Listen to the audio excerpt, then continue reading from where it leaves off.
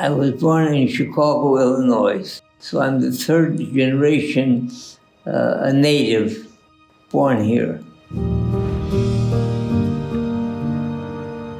A very interesting story. My father and mother, after their chassanet, my mother, she was a second generation American. Because my father was a native of Russia, so she lost her citizenship, nativity. She was not an American citizen anymore. The law was the exact opposite. You were born here, you married a foreigner, you don't make them for a citizen, they make you lose your citizenship. So she lost her citizenship. So she went to court. She said, with all due respect, Your Honor, my lawyer advised me that there's a law in effect that even if you're born here, if you marry a foreigner, you lose your nativity. He said, just a minute, let me see do you have any kind of papers that you were born here? She says, yeah, she produced her birth certificate. He said, he looks at the lights, he looks at from all sides. This is a legal document. You don't have to. He insisted you don't have to. He said, no, he said, Your Honor, my lawyer advised me I have to apply to become a citizen. So he said, take a seat. He told us, and he retired to his chambers to look up the law. He wasn't even familiar with the law. He looks up and he comes out white like a ghost. He says, in effect, you're a lady with our country. You're born here and you lost your citizenship. So she always had, she had a birth certificate and citizen papers. Wow. My father came from Kiev, the state of Kiev, Kiev-Gubernia, a small city in Narodich. His family, he had a very choshev father and very tired Yidden. His father was Talmid Chacham, and his father was learning with an oilam. He thought that nobody noticed it. He thought that they used to always be careful that the communists shouldn't see them being kind of terrorists. But somehow they spotted him, they shot him. They killed my grandfather. Because they found him, the communists, they found him sitting and learning with an oilam. My father passed away. I was so young. I was maybe 6 years old, 7 years old. And I learned the Hebrew saying Kaddish from my father. When my father's brother who brought across, he taught me Hebrew how to say Kaddish. So I said Kaddish. My brother and I walked into a bris medrash in Chicago, and we said Kaddish.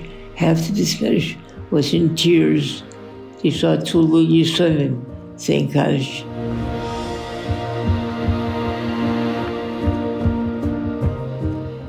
We were 6 sisters and 2 brothers. My brother and I are in the middle. We had 3 older sisters, then my brother and I, and then my 3 younger sisters. My youngest sister was born about 3 months after my father passed away. And he was nifter 10 days before Pesach. And he was sick for quite a time. She was busy taking care of him, and she really didn't have the time to even prepare the house for Pesach. My mother, with all these 7 years son, we had to leave home to be guessed by somebody else in their house. And I remember clearly how we were standing in front of our house, Erev Pesach. My mother's personality, she was made of iron, stainless steel, nothing less. My father and mother, they went to work with big Mesiras Nefesh to organize a yeshiva ktana. It was called Beis Sefer Torah Das. My father was in business with 2 partners, and he used to take my mother at 5, 6 in the morning, drop her off at the shul, and she would start to make the fire so that the classrooms will be warm when the kindergarten are come. Now my father went to Dublin, and then he went with the truck from the business to pick up kinderlach, a couple kinderlach from all the distant areas in New York in school. I mean, it wasn't easy.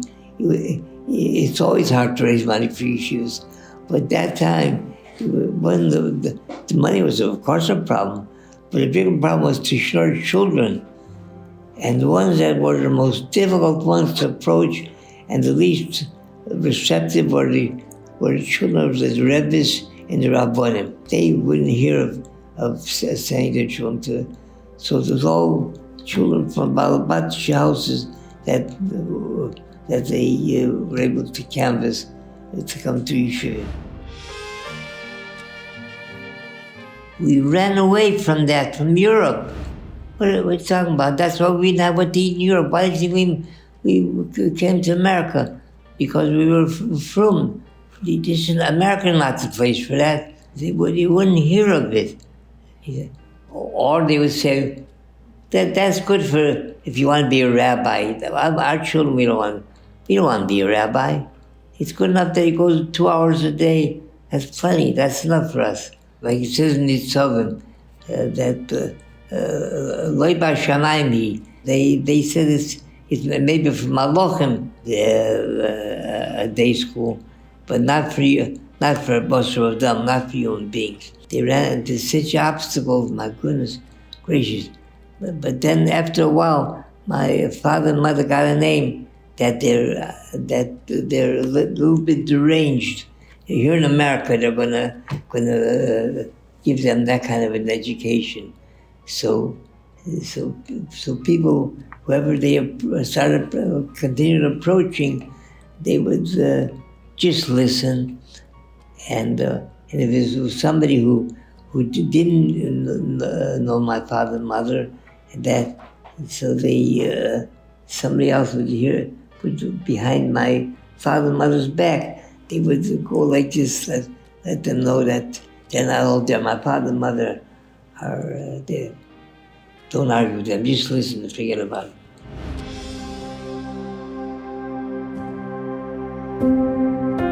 In the midst of this big struggle, my father took ill. All the mothers, 10 days before Pesach, we lost him. My mother had to carry her 7 Yisraelim with an 8th one born 2 months later. She had to go out and face the world, so she had to be a mother, a father, a Rabbi, a Mafarnas, a Machanech. She had to be everything all together in one person, and she excelled in each one of those things. People were after her constantly. They said, Mrs. Fishbain, you're a young woman. He said, you have to think about yourself. Place your children in orphan homes, and they go out and get married and live your own life. Everybody's there with all kinds of aces all the time. This is the only thing that they had to offer for her. In those days, the Klal Yisrael didn't have the heart or the means. Nowadays, a tragedy like that, they come running from all sides. They come running from all sides, make sure that not only do they make sure they have where to live and what to eat, but to make sure all the way even that the children should go to camp as well. Everything is well taken care of, Baruch Hashem, for the Klal Yisrael nowadays. And they didn't have the heart, they also did. And they escaped from hunger from Europe. I don't want to be a rabbi. They thought to be a rabbi. They're going to come out there. My mother is also very heartbreaking, and the government did not have the programs that the government has nowadays for widows, for orphans, all of that. She approached a relative who was very comfortable. She told him, I want to go into business. and I need a loan. I need a loan to help me get started. So he took out $10. That's the kind of help she had. So many times Saturday, your partner comes by, he loads up the car with material, and he drives off. Now, if it's kosher, what he's doing, why does he do it when I come on Saturday? Especially being that you're a Sabbath observer. Why he does that? So my mother thanked him very much. So she told him, Chaskel, I know what's going on now. He says, we have to close the business. I can't be with a dishonest person in business. And that Baruch Hashem, they were best that because she had that Meshurus Nefesh and that hashkofe, that outlook, because she had all of that. So they should bench with a beautiful, beautiful mishpocha, the shameless Tiferes. Each and every one of my brothers were Yidden Talmidei Chachomim, with the shameless Tiferes, each and every one. My oldest shwager, my oldest brother, was a Shem Dover in the Ulam HaChinuch, Avram Barnetsky. He was known all over. What a skilled Rabbi. But he took a child, no matter who they were or where they came from. They after they left his classroom, they were very chadosh. They were a different child. One particular story, that's about one of my brothers. A father came to him one time and said, Rabbi Barnetsky, he says, I have to tell you the truth. You'll find out anyways. My son, he has no Arich Hashomim. Any yeshiva that I send him to, he doesn't last long at all. He said, you're the last stop. What I heard about you, you're the last hope. Please, he begged him, please take him, please, please. He didn't have to beg. He knew what goes on in other classrooms. So he took him in. The first day in class, this little schmendrick, this roughneck, picks up his hand. He says, Rabbi, you see these numbers here? That's the police department. You put a hand on me, I call the police. He swallows that, my brother-in-law. And about a month into the Zman, into the semester, he called him on the telephone, my shwager, my brother-in-law. He says, his name was Yankel. He said, Yankel, he says, I see you're a very bright boy. And we have, I know in the classroom, we have 28, 29 bochrim. So I can't really give you the attention I want. I'll give you. So we'll learn on the telephone. He says, who gave you that crazy idea? And he slammed the telephone down. He waited a couple of weeks. He called him again. This time he spoke more civil. He said, Rabbi, I'm not really that interested.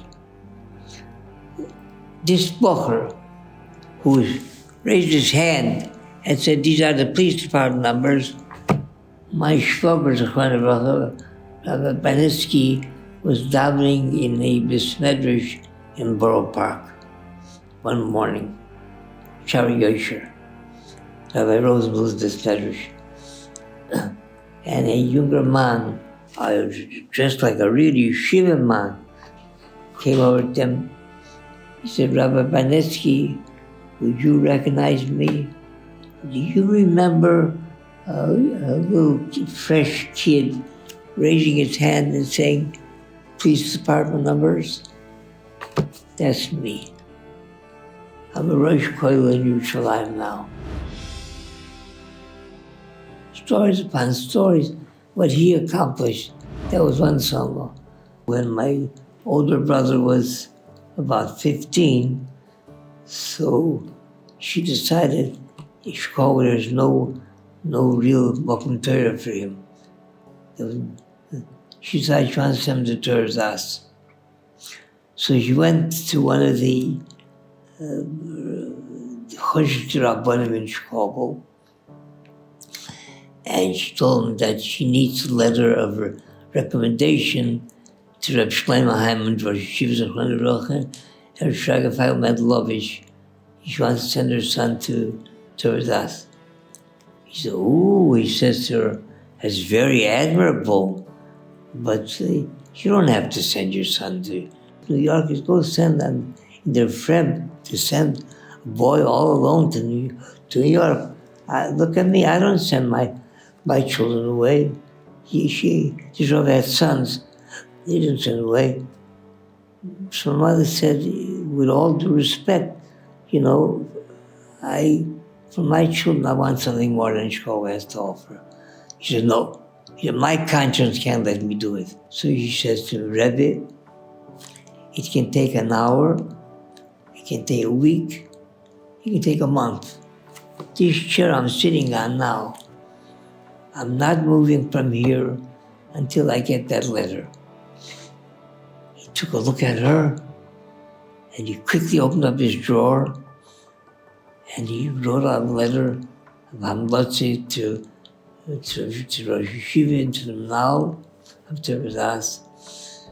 And that, together with $5, she put my brother on a bus to New York. The next year, she did the same thing. She sent me to Radas. The third year, she sent my sister to Beis Yaakov to Rebbetzin Kaplan. How she knew where to send, when to send, how she put together this information staggers the imagination. It staggers us.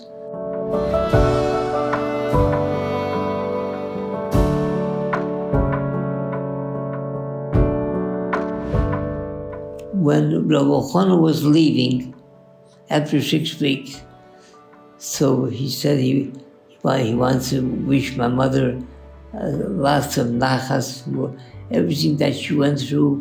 Hashem should repay her kevil keflayim many times over. So so one by one, my 6 sisters and my brother and I, each one had Ongewünschen Besunder. The first 5 sisters, he told her they're going to build houses of Torah and Kedusha, and they'll have Talmidei Chachamim for husbands. They'll build houses of the Shem of the Seferis, all my sisters. When she came to the 6th one, the youngest one was born 2 months after my father was nifter. Her name is became Kroner. He became Mashiach Hanblit. So he said to my mother, "Sie seien gesund." Sie seien gesund, Bildchen. My mother raised a couple of eyes. "What do you mean, seien gesund? Why is it Mishan Matbeya? Why is he changing over from the other to her?" So Rav Elchonon was margish that she wasn't satisfied. He repeated again. He repeated 3 times the same thing. He left. 8 months later, like wildfire, there spread the magefe of infantile paralysis, polio.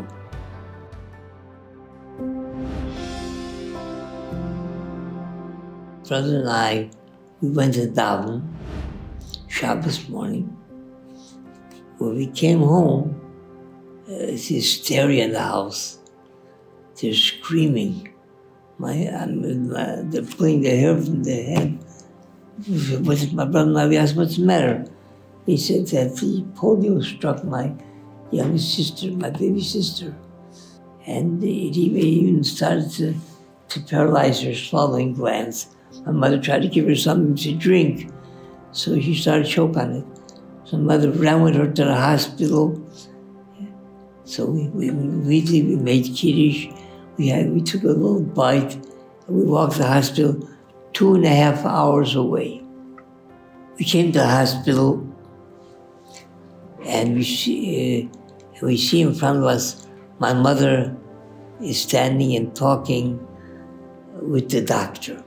Young lady, I feel for you, but you're a widow with 8 orphans. You have no visible means of support. You can't afford my fee. He said, Doctor, just Almighty, he'll help me. How much is your fee? He said, it's $50. He said, well, 50 might be a little hard, but 35 I'll be able to give you. So he didn't trust himself with his mouth to say yes, but he shook with his head. She was in the hospital 8 days. 8 days. She walked off the bed. Rav Elchonon's Brocha. I got married in 1966. When I first got married, we lived in Williamsburg, after our second child was born. And after that, so I became the executive director by MD Yeshiva. I raised money for his yeshiva. My wife, she taught for a while in Bishop and Borough Park. In 1960, there was not the people that you would see were not Rubam, most of them were not Shemer Torah. But they would take a bench with Ashiras. They're not Shemer Torah as opposed to today. Nowadays, you see mostly, you see Kanaina Horbach Hashem, you see an Olam HaTorah that they should take a bench with Ashiras. Like I said, in my time, they said they thought that Torah mitzvahs are only for rabbis, for malachim, not for human beings. Compared to today they're picky, they're choosy. This guy has to be this kind of chinuch, this kind of chinuch, that kind of chinuch, this derech halimud, that derech halimud, this kind of relationship. There's out there such a selection, kinaina horror. My goodness gracious, what we're doing nowadays compared to what we had in our day. A lot of it you can attribute to the fact of the Nebuch, of the terrible churban in Europe. So, like we came across the hundreds of the yeshiva lights from Shanghai. They came across the Satmar Rov.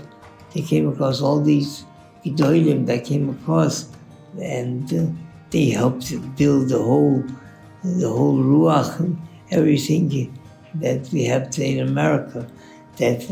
And at that time when we were children, a koil, there was no such thing as a koil. A koil? Huh.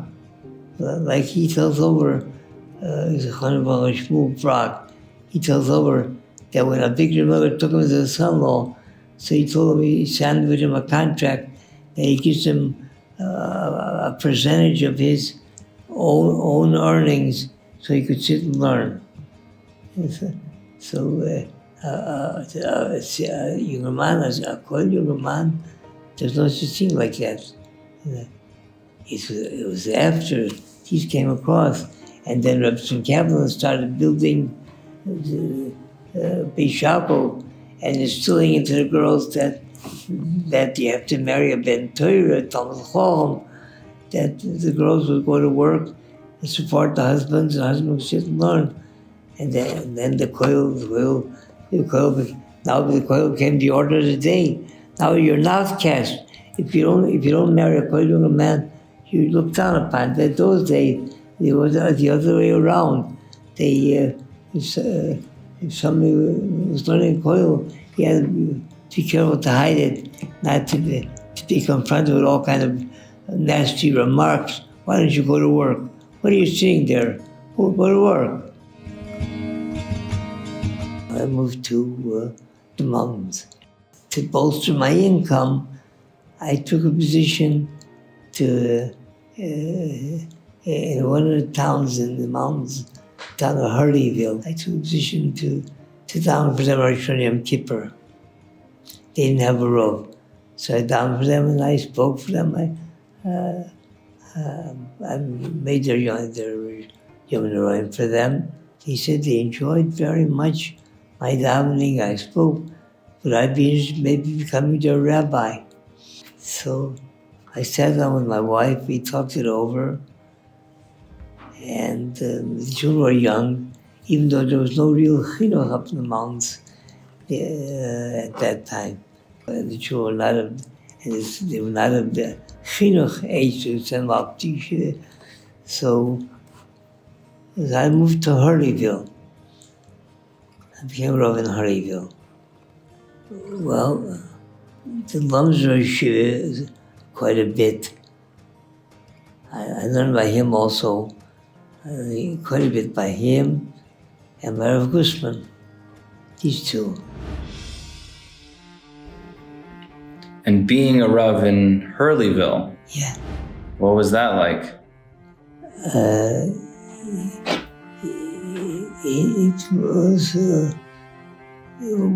It wasn't too difficult. We were trying to build up the shul, build to the daily minyan. So Balbatim would come every day to learn, at least. We were working on that. The reason that I couldn't stay there any longer was the apartment that I lived in. There was a terrible tragedy. The landlady, her daughter was killed in an accident, and she needed the apartment.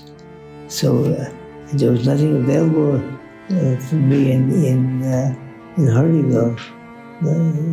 They were talking about building. They wanted me to stay. They wanted to maybe build me something. But in the meantime, until they build, when, there's always committees and committees and committees. So in the meantime, one of the Talmidim of Torah Das, Nebuch was Nifter.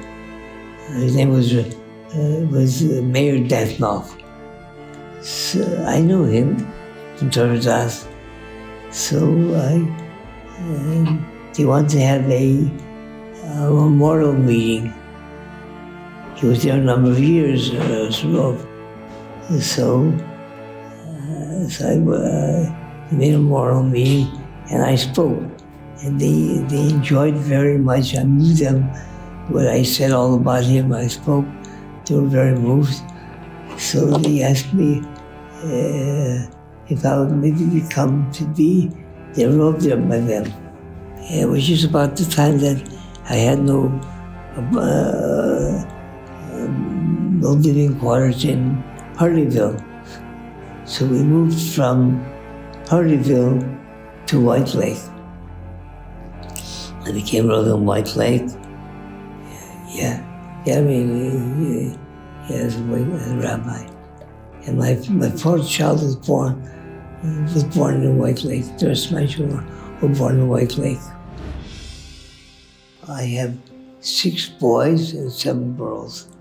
My children were learning, at first they learned in the day school, which had a mixture of all kinds of children. What came forth from the teachers and the Rabbis in the day school had to cater to all levels.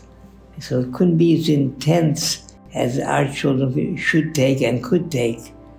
It didn't have that depth in Torah and Yerushalayim. So there was the Yeshiva Olam had their own cheder. So we took them out and we had them. We used to have with big Mr. Nevish. We had to take them every day to the cheder, which was 15 miles away, 60 miles every day, taking the children back and forth to the yeshiva. They didn't also didn't go at one time. They only went 2, 3, 4, 5. So that's most went at one time. Now, I'm the Rav in White Lake. First off, for me personally, it certainly keeps me strong, both in Ruach and in Geshem, physically and mentally, and all around. It's the healthiest thing that I could, the greatest therapy and the greatest kind of thing that I could do for myself is to be involved with all these Yidden all the time, trying to be mechanech them and doing whatever I did for the last 60 years.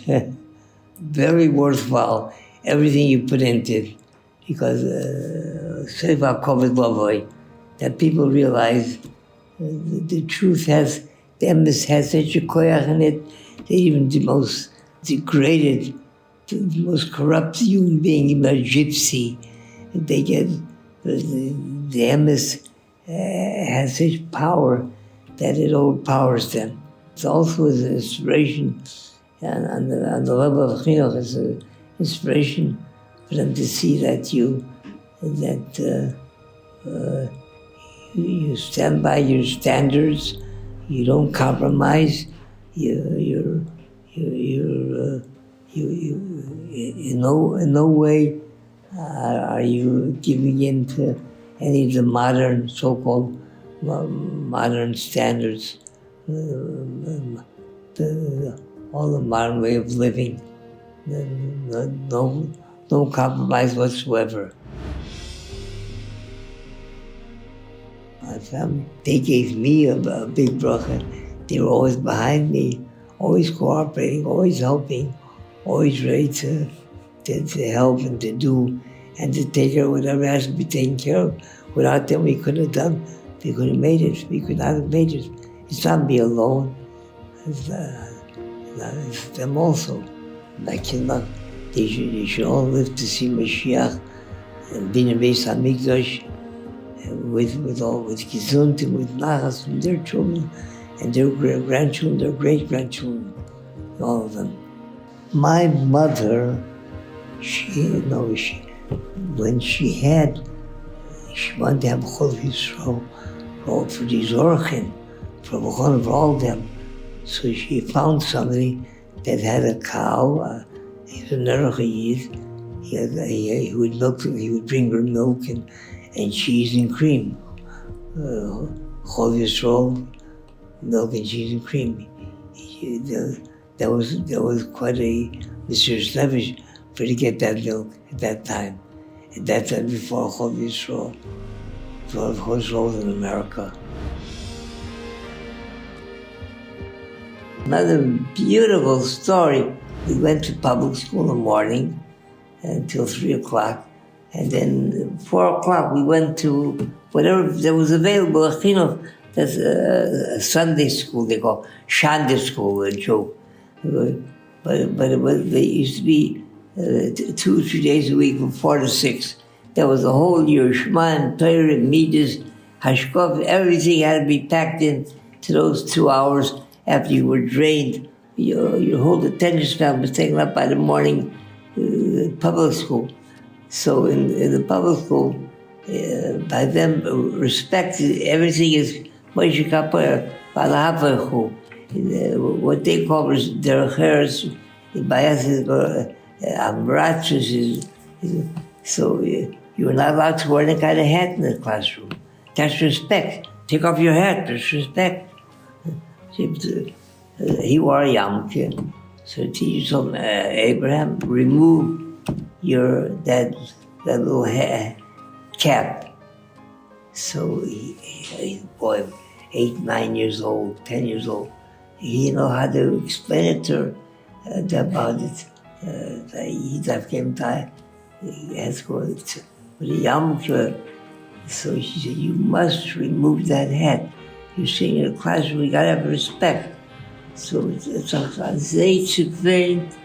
it was pitiful to watch it. And a little Ingrid crying because he can't wear a yarmulke in the classroom. That was all part of our growing up. Whatever we have and whatever we're able to give over to anybody else is all because of her. That's her work. How such a broken, shattered heart, and Amona left It's 7 Yosef, and the 8th one born 2 months after all of Moves B'Chaleinenu. The Machamoves came into our house 10 days before Pesach. And my father was gone. He was not with us anymore.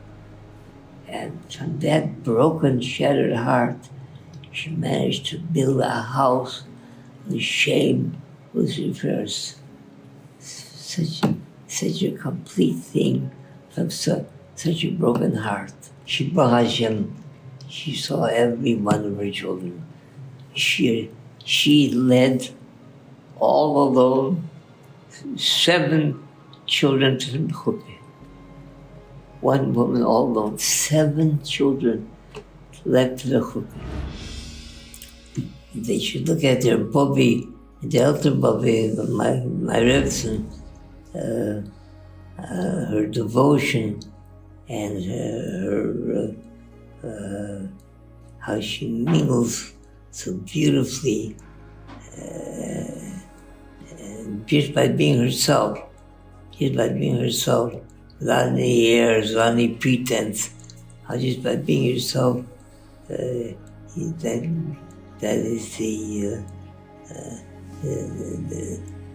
is really one of the greatest lessons in life, how to conduct yourself. Like they say, that a person is really 3 people. He's a person that people think he is, he's a person that he thinks he is, and then he's the person that he really is.